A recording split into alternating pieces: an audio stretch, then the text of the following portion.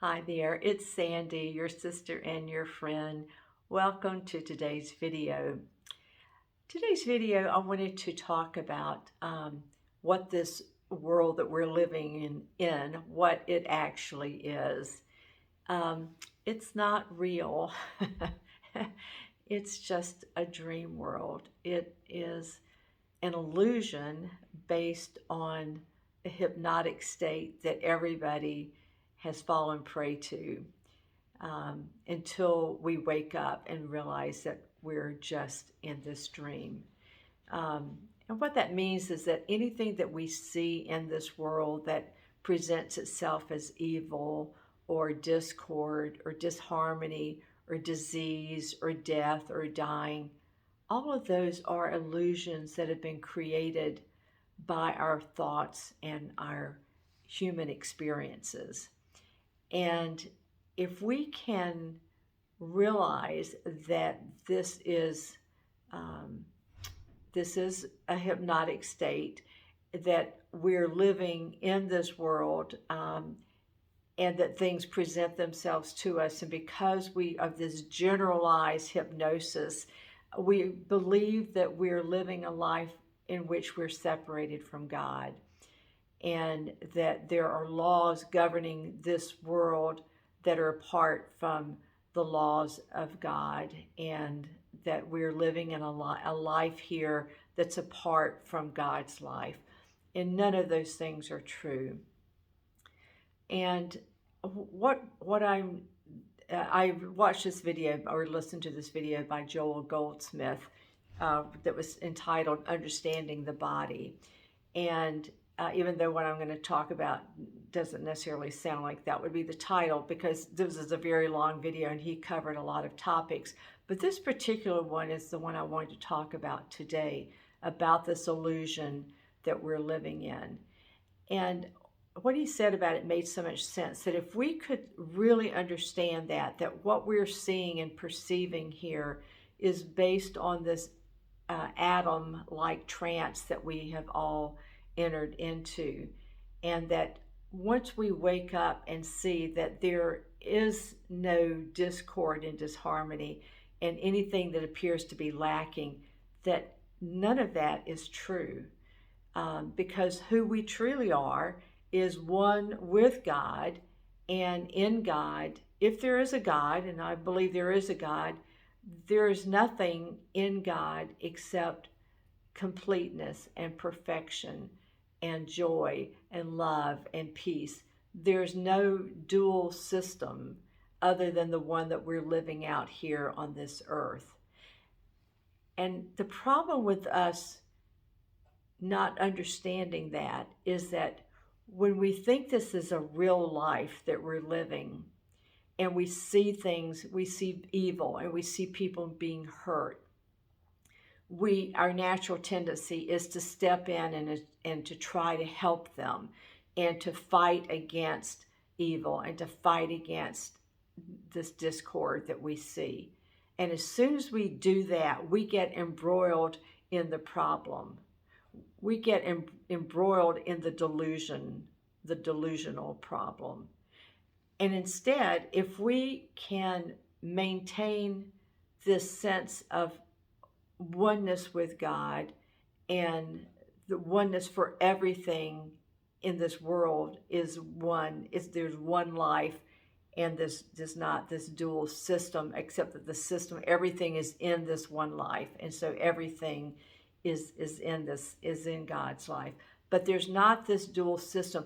And if as soon as we step into a problem that something appears as a problem, what we then, as we've given fake life to it, we've now created it, we've actually made it into something bigger than even that it appeared to be at first, because now we're resisting it, and instead of just allowing it to pass on through, we're resisting and pushing against it. And because we're creative entities as God, we create even a bigger so-called problem than there existed before.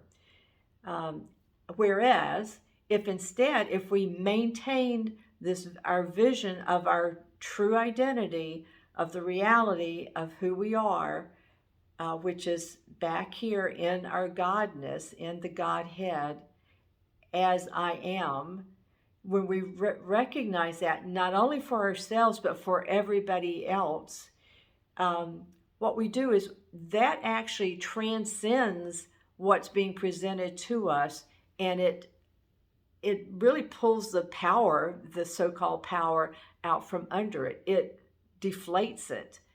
And we now bring our transcendent reality of the truth into the situation that's unfolding in front of us.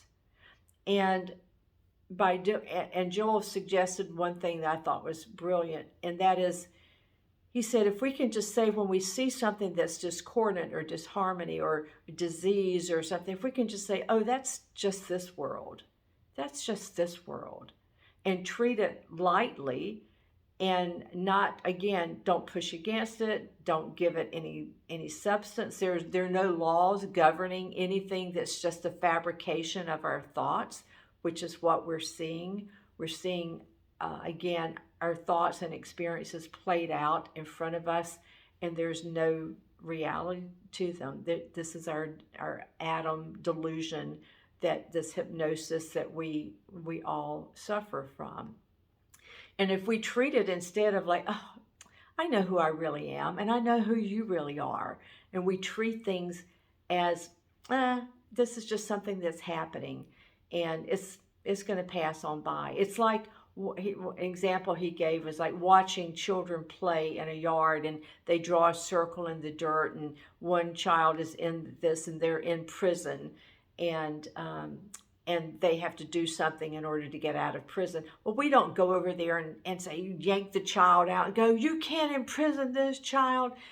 No. So we know this is just a child's game, and we treat it like that. That's the way we can treat this life on the earth. It's like we've all had a dream. We've all dreamed. And we know that when we wake up, we realize we were just in a dream, that we realize it wasn't real. That's what this world is. It's a dream state until we wake up and realize, oh, this is just this world.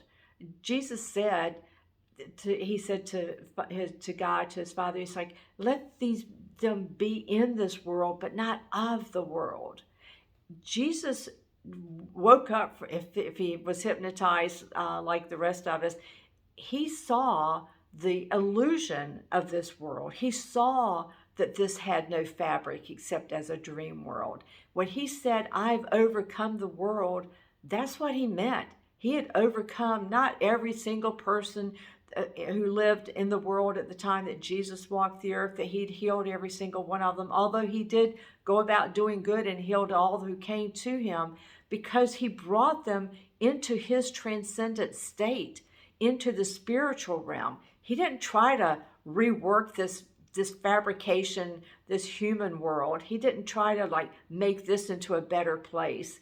No, he brought them into the world where he lived, which was in the spiritual world. And yet I think he walked on this earth in total joy and enjoyed the people that were around him, and he loved them. It's obvious from all the things that he did for people who came to him. He never turned anyone away. And so you might say, well, if you wake up and you say, oh, this is just of this world, does that mean that you don't help people in this world? Not at all.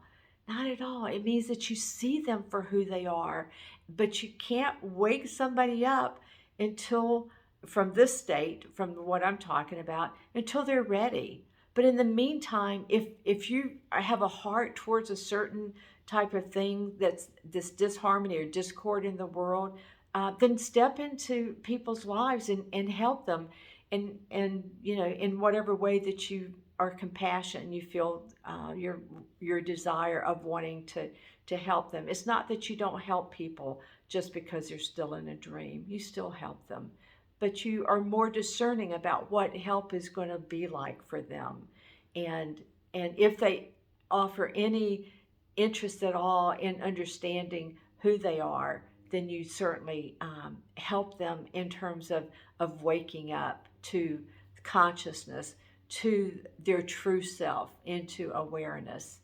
Now, you're going to probably find some pushback from this, even in your own self. You're going to push back because we've gotten so accustomed to wanting to get credit for everything that goes on in our lives, and to say, I did that, I was the one who did that. And that's our ego that's going to continue to clamor for attention.